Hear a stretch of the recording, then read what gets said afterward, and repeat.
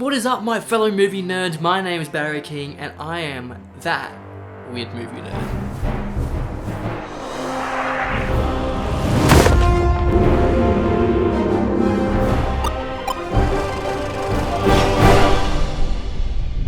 The Conjuring 3, The Devil Made Me Do It. Oh, I loved it. There's a lot wrong with it, but I loved it. Now, this is the first in the series to not be directed by James Wan, but it is written by James Wan, so it has his touch on it. It's directed by Michael Chaves, or Chavez, as Google said it to me. But damn, did I love this movie. I wasn't that pumped for it though. See, I went to the cinema with my friend a few times and we saw the trailer and he's like, wow, I really want to watch that. And he's like a horror junkie. He loves horror and he loved all the Conjuring movies. And I did too, but I wasn't that excited for it. Until I walked out of the cinema and dude, I'm in love with the Conjuring Universe. I forgot how amazing it is. Not just the Conjuring movies, but like the universe. I loved all the movies and it's so good. And one of the reasons I really love this universe is Ed and Lorraine. Like, if they weren't in these movies, I don't feel like they'd be as good as they are. And I hope they're in the movies in the future. I mean, all the movies, the whole Conjuring franchise is, not the franchise, like the 3 movies are wrapped around their cases. So I can't see if they would ever delve away from that, and I hope they don't, because these characters are everything. They bring so much to these movies. They bring so much care and love into these movies, and I can't help but just love them. They're such good characters. And in this movie, they weren't just the best characters. There were other characters that were perfectly acted as well, but all the characters in this are amazing. I especially fell in love with Arnie. Within the first few minutes when he was talking with David, his first few lines, I fell in love with it. I'm not sure why. I'm not sure if it was because of the actor or because of the lines he spoke or the way he spoke them or how he was written, but I really loved his character and I really wish there was more of him in the movie, and I'll get to that later, but his character, I loved him. I really sympathized with him, and I don't know why, but I just did. And also the girlfriend, I'm pretty sure her name was Judy. Although she didn't have much backstory, her personality was amazing, and we kind of saw where she came from. She came from this family where this possessed boy, David.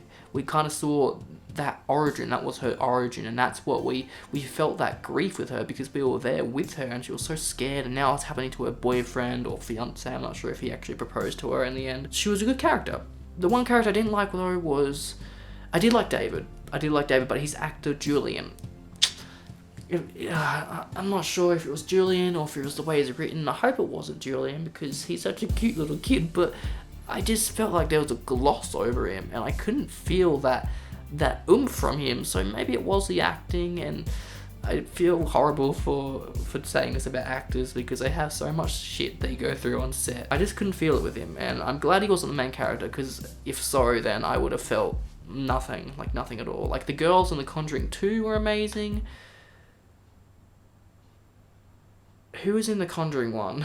I can't remember The Conjuring 1. But overall, all the characters were great, and that's what you want out of a horror. You don't just want the monster element, you also want there to be an element where you can feel for the characters and you're actually scared with them and for them, not just scared for yourself for getting jump scared. I also love the element with Ed and Lorraine, how they first met. It brought another level to their story, to their character arcs and all that, and it's great, but it kind of felt a bit out of place, like towards the ending there, where she was like, oh, remember where we came from, our love is so strong. Like, it kind of came out of nowhere. I could see why they added it again to build their characters up, because if you have hollow characters, no matter how much you've built them up in the previous movies, they can kind of feel dull in that movie. I love how they added that element, but it kind of felt out of place. And I want to talk about Lorraine, because Lorraine took the reins on this. Lorraine took the reins.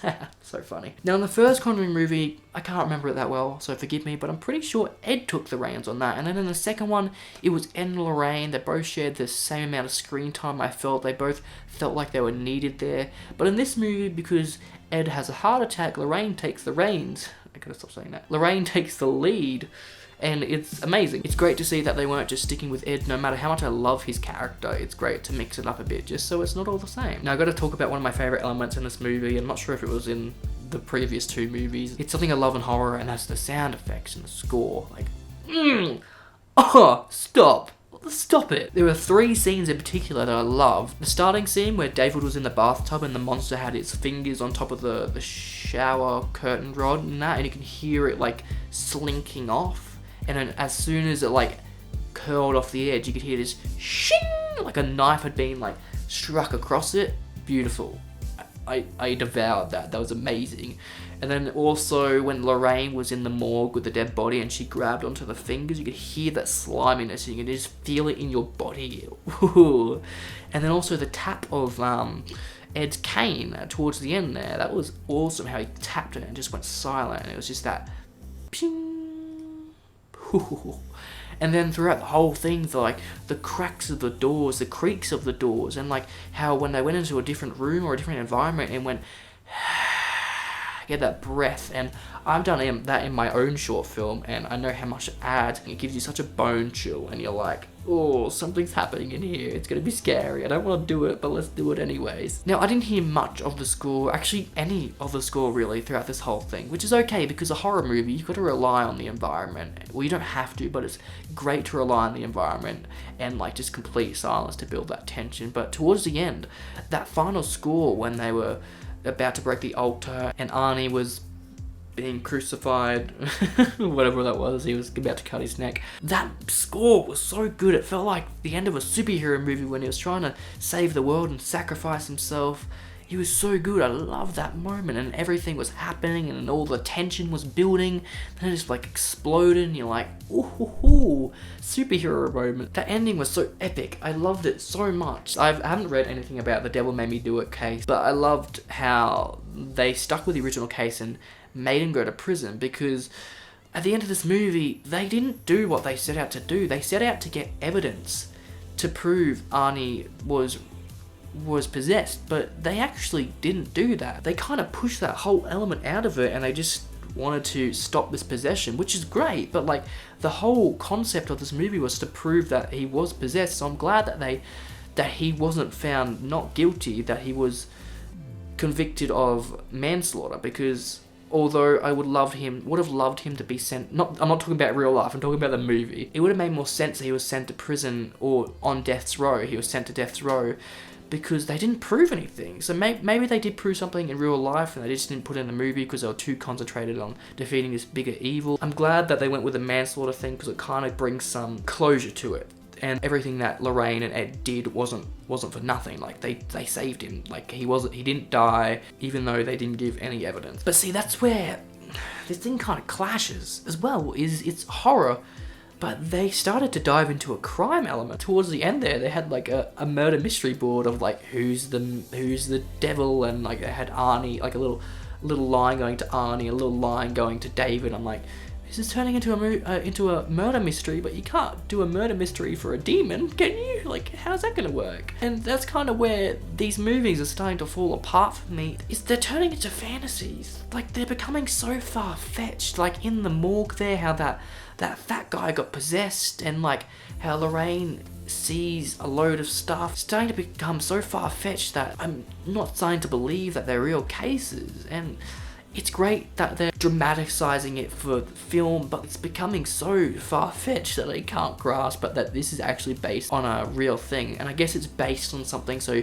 you can twist it to your liking, but it just brings this paranormal thing to a more fantasy thing, and I can't help but not believe it and think that, oh, this is just a movie. It's not actually something that's really happened. I didn't like that. I guess it's okay for a movie, but I would have liked the movie to be more grounded. I'm not sure if it was towards the end. Did Lorraine start seeing the future? Did she start seeing the future, or was that just me? Did I read that wrong? That kind of took me away from it. I'm like, did she just see her dead self and she's looking at ways of how to escape that? Like, that took me out of it. I was like, okay, it's a bit far-fetched that she can see all this stuff, but seeing the future, like, you're diving into stuff that's making this more into a fantasy. And I'm all for trying to believe it, but when it goes that far, I can't help but like not feel like it's that grounded anymore. There was a few things in here that I would have added. Like, it was an hour and 50, I think, maybe 2 hours. I would have loved to see more from Arnie. They made this movie from that case, and I feel like if you just added maybe like 5 or 10 more minutes with Arnie, just in his cell, like going completely batshit crazy, that would have fed me enough. I did feel the sympathy for him, but like towards the end there, he was kind of a forgotten character, and you forgot what Ed and Lorraine were really doing to try and save who they were trying to save. They're trying to kill this thing because it's killed one person, it's about to kill another, and then also Ed's possessed by it. So Arnie becomes such a lesser character towards the end, and I hate that because we started out with him and I wanted to follow him through that journey, but we didn't really. We did have some, but I feel like 5 or 10 minutes would have been enough just to like say, hey, we're still trying to save him. Now, one thing I hated about this movie was the protagonist. It wasn't like in the second one how it was an old man. It was this woman who we knew nothing about until the end, where we got a snippet that her mother died. I would have loved maybe 5 minutes. I would have loved way more than that. 5 minutes at the very least of just explaining her character a bit more. Like, why the hell does she want to kill these people? Why is she worshipping Satan? I had nothing from her. It would have been great just to have like the tiny little inkling, even if it was a crappy reason, just to why she was doing that. Maybe it's because her mother died, and maybe because she was raised by this cult secretly, or like she found something in the underground tunnels. Just a tiny hint to why she was doing that. This movie was so already packed full, but like just 5 minutes. 5 minutes was all I asked, or just like a little crumbs of why she was doing what she was doing at the very least. The demons, monsters, whatever you want to call them, looked great in this. How they had the sharp teeth and like the eyes were like a different color, and they looked very demonic because they were demonic. I loved it. It was amazing. They were so scary. However, the scares in this, I'm not sure if it was because James Wan wasn't directing, but the scares felt just, they were that scares. They weren't extremely creative. There was nothing I saw that I was like, oh my gosh, except for when they were being possessed and their bodies were like so fucked up. I love that. Towards the end, especially when he was slithering out of the bed and like folding over himself, I love that. My mouth was actually open and I was in the back of my seat like, whoa, that's fucking dope. It's great to see like mystical beings, like demons and all that, but like we don't see that in person. We don't see that in real life. Not ordinary people anyways. Lorraine might, but ordinary people don't. But when you get a human and you start doing crap to its body that they could do, but like they don't usually do, it starts to get real creepy, because people like are obsessed with the news, and I love hearing about people. They don't love hearing about people dying, but like hearing about people dying is so interesting because it's not a concept that some people are familiar with. So in movies, when you see people or like this, it's something that they can do to a degree, and like people love that because they love seeing a human do non-human things but still be human, if you know what I mean. So those scenes are definitely amazing. I always love those possession scenes, even though they're so creepy and so demonic and so horrible, but I loved them. But back to the scares and all that, there was nothing creative where I was like, whoa, I didn't see that coming. With horror movies, I don't really like going to the movies to watch them because I like watching them where the screen's in my face and I completely shit my pants because I get scared, and I'm like, that was such a cool scare, like let me go back and see how they did that. One of the Annabelle movies, how you saw, I think it was like the little girl standing in the hallway and the door slowly closed and you can hear her stomping, and then the door burst open and then she ran in. But in this, there was none of that. There was nothing that I was like, whoa, that was so interesting, that was so unique. Everything was like tension, tension, tension, tension, tension, scare.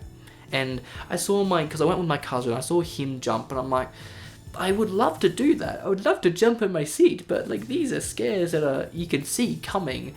Like there was nothing like The Haunting of Hill House, where that car scene where that woman jumps out from the middle of the two seats, and that was so unexpected. That's my favorite scare from any horror movie or TV show, by the way. So yeah, there wasn't any scares that actually got me. Like I saw all of them coming, which I hate because I love seeing these new abstract horror scares, but there was nothing here. I'm not sure if that wasn't because James Wan was in the chair or if they just didn't want to go for that in this film, but the scares weren't there. I'm not sure how long this video is going to be, sorry if it's so long, but I absolutely love this movie, and I'm not sure if they're developing Conjuring 4, or if they're trying to introduce a new movie into the franchise, like a different Nun movie, or something new with Annabelle. My monitor's off. But I am so looking forward to another adaptation if they want to do it. Like I want them to go fast and furious with this. I want them to do 9 movies and just do them all. I don't care if they're crap. I don't care if they get it 1 out of 5 on IMDb or Rotten Tomatoes or anything, I would watch the crap out of all of them because the characters in it, and Lorraine, I would watch the crap out of every single movie they're in because they're such good characters. But that's my thoughts on The Conjuring 3, The Devil Made Me Do It. If you disagree with anything I said or agree with anything I said and you'd like to talk about it further, comment it below. I love talking about movies, whether I'm wrong, whether I'm right. I love hearing about people's theories and people saying why they loved it and what I missed and all that. So yeah, comment below. If you have any movies that you think I like or you want me to review, drop them down below as well. I'll add them to my very, very long watch list and we'll probably get to it within a year or two because I have so many movies I want to get through. But I hope you guys enjoyed, and I will see you in the next review. Whoa, hang on, don't go. I was nearly finished editing the video and I realized I didn't actually rate this movie. I'm sorry. I got too distracted by how amazing I thought it was. I'm gonna give it a 3.5 out of 5. And I hate to give it that score, but it's what it deserves. I loved the movie. I would probably give it a 4, but just because of how it performed against the other movies and how it performs as a movie in general, I feel like it deserves a 3.5. I would love to give it a 5 out of 5, but that's just my subjective opinion on it. This is kind of the objective opinion, sort of, with a little sprinkle of subjective opinion, but 3.5 out of 5. Alright, you can go back to